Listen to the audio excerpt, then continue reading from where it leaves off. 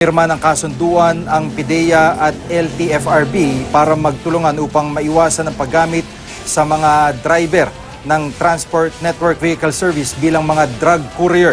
Ayon kay PIDEA Director General Aaron Aquino, noong January 8, isang kliyenteng Chinese ang nangontrata sa isang Grab driver na magdala ng package mula Makati papuntang Pasay.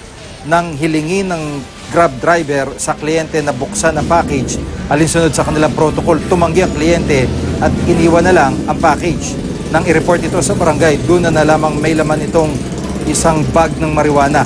Ayon kay Brian Koo, country manager ng Grab, isinumite na nila ang lahat ng detalye kaugnay sa kliyente at ride history nito para makatulong sa investigasyon. Pinuri naman ng PIDEA ang driver na nag-report ng package, pero mas mabuti raw sana kung kinuha nito ang detalye ng nagpadala.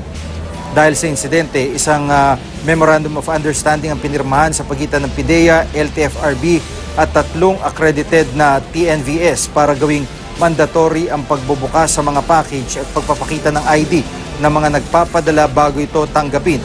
Maaari raw tanggihan ang delivery kapag hindi ito nasunod.